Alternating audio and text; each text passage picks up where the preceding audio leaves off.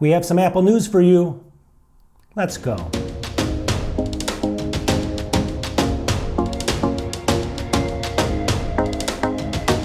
right, welcome back to the channel. So today I'm going to do a typical thing that I like to do every so often. I like to go through Apple news. So we got about 10 different news stories, and trust me, there's going to be a few in here that are interesting for sure. You probably saw some on the homepage already and stuff like that, but stay tuned for all 10 of them. There's going to be some good ones in here. And we're going to start off with the very first story, story number 1. All right, news story number 1. Let's look at the screen over here. Samsung and LG investing billions into making OLED screens. Finally, right? Everyone's waiting for the OLED screen on an Apple computer. Well, it looks like down here it says that there's rumors coming out that Apple's going to be adding OLEDs to 2024 for the iPad Pro models, and the MacBook Pro unfortunately has to wait to 2026, but at least they're coming eventually. What is that, 3 years from now? So if you have a MacBook Pro, maybe in 3 years we're going to see OLED finally, and I know a lot of people have been waiting for that screen technology. Let me know what you think. Is it even going to be worth the upgrade, and can you even tell the main difference between that and kind of the micro LEDs? We'll find out. All right, number 2. This is probably one of the best deals I've seen anywhere. So this is story number 2. It's not really a story, but it's just something I want to show you. So if you're looking for a MacBook right now and you don't need like a huge power, you don't need a MacBook Pro like an advanced level or anything like that. You're not doing tons of video editing. Take a look at my screen over here. Look at this sale right now at B&H. It's an Apple 13.3 MacBook Air. Again, it's the M1 chip, Retina display, but it's $1,199. You're going to ask yourself, why is that a good deal? Well, basically, let's look down here. This one comes with 16 gigs of RAM, and it comes with, what is this, 1 terabyte SSD on it. So 1 terabyte SSD, 16 gigs of RAM, huge upgrades on both of those. So if you're looking for kind of a good mid-range system that's going to have a lot of storage and actually upgraded RAM, this thing can, don't get me wrong, it can still do 4K editing and stuff like that. I know a lot of people like to think that they need the pros and they don't. But anyways, this is a really good deal. Unfortunately, it might only come in gold, so if gold's not your color, then this might not be for you either. All right, story number 3. You probably heard that Apple has a kind of an Apple Card savings account now. It came out just a couple days ago. Maybe you didn't know. Any case, has it been a success? It's only been out, I think, now when you see this video, maybe 4 to 5 days, somewhere in that range. It says that people have already basically put into the savings account. It's kind of a high yield savings account. People have already put in close to $1 billion into that. So within 5 days or 4 days or whatever it is. This is a day or two old. So anyways, I'm showing you my screen. I just want to kind of explain that. At the end of the day, though, it's been a success, it looks like. I don't know what the rates are currently. I know it's like in the 4s. And so you get like something like 4.15 APR right now on your savings account. So I'm guessing that's what it is. But again, these things tend to get you in and then they bait and switch you out.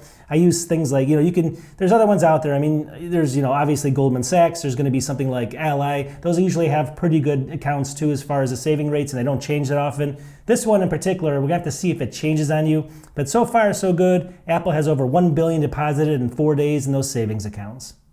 Story number 4. This is a funny one, maybe not so funny. It says Google's godfather of AI is afraid of the dangers that AI poses, all right? So he basically had a comment, I console myself with a normal excuse. If I hadn't done it, somebody else would, but the dangers are immense. So you ask yourself, what could go wrong with AI, right? Yeah, it's pretty harmless, right?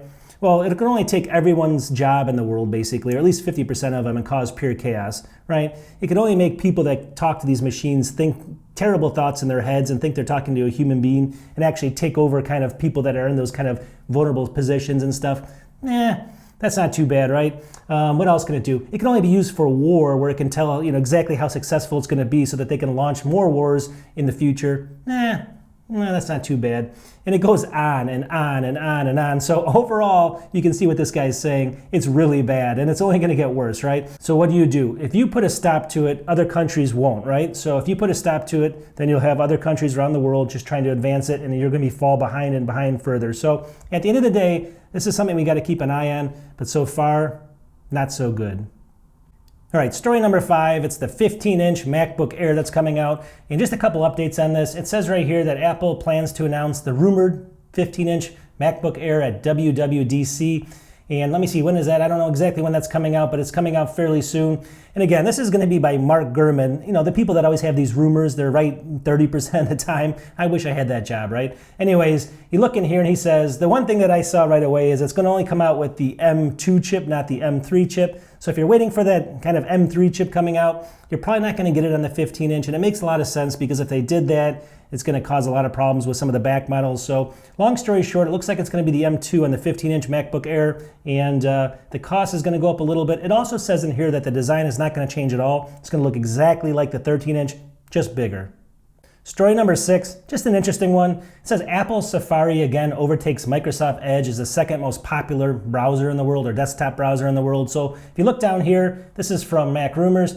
It says Chrome is at 66.13. It's got a huge advantage, but Safari is up to 11.87%. It's edging up. And then Edge is way down to 11%. Firefox is only 5.65%. Opera is 3.09%. And IE 0.55%. What happened to IE? Anyways, Safari is creeping up there. Obviously, not a lot of people in the world, we're talking the world, can't afford Macs, so that's probably one of the reasons why it's so low there. But overall, it's getting up there. Chrome, I still use a mix of Safari and Chrome, being a complete Mac user. I know people are going to hate me for that, but overall, I'm moving more towards Safari myself, and I'll probably be using it at 100% in the future. We got story 7. So if we look over my screen, it says refurbished 2023 Macs coming to Apple's online store. So you know that the online refurbished store sells all these old Macs and stuff, but they don't have any 2023 models on there yet. They might already when you watch this, but it looks like there's been a section on the side that's been grayed out that looks like it's coming any day now, and they're going to start adding 2023 Macs to that. So you can go ahead and pick up a refurbished 2023, usually for $150 to $200 off, somewhere in that range. So while it's not always the best deal you can get, you always know that they're going to be in perfect, pristine condition, and you also get the same kind of warranties as new. So check it out, keep your eye open, and I think they'll be out here in the next couple days, 2023s on Apple Refurbished. All right. Story number 8 and number 9 are kind of tied together here. So number 8 is this. Look at my screen. Apple and Google are working together to reduce AirTag and other tracking, stalking. All right, we've heard tons of stories. If you watch like Lou Later, actually, he was talking about an AirTag he thought was someone put on his car. He's had a couple car thefts that they stole his car recently. I'm not saying that that's what they did, but a lot of people, you hear these stories where people are stalking people, or people put this AirTag on someone's car and then they basically track them and then they rob them when they get back. So there's been a lot of negative things about this, right? So this story in particular is saying that Apple and Google are kind of partnering together because they see kind of the lawsuits coming. And they want to go ahead and have like third-party software and a lot of different ways so you can track, if you're being tracked, basically. They want to fix that big loophole, make it a lot easier for people to be notified when they're tracked, so that if it's not their AirTag, they know someone's following them or someone's tracking them. I think it's, again, because of lawsuits overall. Overall, though, it's a good thing, but it's just funny because look at the next story. Let's go over to, let me see here, story number 9. All right, so if you look at my screen, it says New York Police Department encourages car owners to put AirTags on their cars to deter theft, all right? So they're giving out 500 free AirTags in New York. So this is the approach that the cops take now. Instead of trying to fight the crime, which is rampant, I live around Chicago. I don't go into Chicago, but I live around here.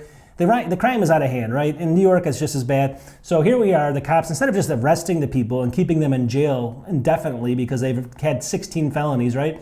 Instead, they're going to tell you to put an AirTag on your car so they can easily get it back once it's been basically run over bumps and broken windows and all the wires pulled out. So that's the approach they're taking. And it's just funny because here we have one use for it. The cops are saying use it for the good, right? But we see all the bad stuff it's being used for. So it's kind of one of these things. Should we really even have AirTags at this point? It just seems like they're more trouble than they're worth, number one. And of course, I always ask the question, why can't car manufacturers easily, for like $10, put something in the car that can, if it gets stolen, you hit a button, it can track it, the police have access to it, and only, there's got to be some NDA so you can't get tracked. I know that's the big problem without that, but basically they can track you anyway, just trust me, your phone or something. But anyways, just something in your car that's just built in, right? It would just stop crime instantly with car thefts. You could easily stop this, I'm telling you.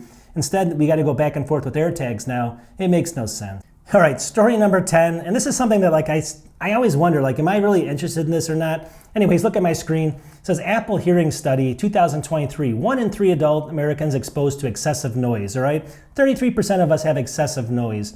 So Apple's got this thing built into its smartwatch. It's basically going to tell you how many decibels of noise if it's going too high for your hearing. And then down here somewhere, it's going to have what states have the most noise. I find this graph to be, it says U.S. adults exposed to the most noise. Look at this thing. noise pollution, all right? I find this kind of ridiculous, right? So if you're in Illinois, for example, and you're living in the city or you're living out in the farmland, you know, you're going to be completely different there, right? I mean, this is one of the dumbest graphs I've ever seen in my life. I mean, isn't it really specific to if you listen to like, you know, hard rock music versus the opera? I mean, overall, these people are getting crazy to kind of sell these kind of products more and more. You know, I love some of the Apple products, but this kind of stuff, am I really interested in it? I mean, I can protect my own hearing just by, you know, knowing what I'm doing, knowing what I'm listening to. You know, obviously, if you shoot a gun, put earmuffs on, things like that. I think it's overall pretty easy. You guys let me know. All right, let's wrap it up. So that's basically it for the news. I know it went on for quite a while. I hope you guys like this. Put in the comments if you want to see more of this. I always get mixed reviews. These videos are tough for me because a lot of times I don't get a ton of views on them, and I want to, obviously. These are videos I like to make. There's a lot of technology we talk about and stuff like that. So overall, let me know in the comments. We'll talk to everybody soon. Peace.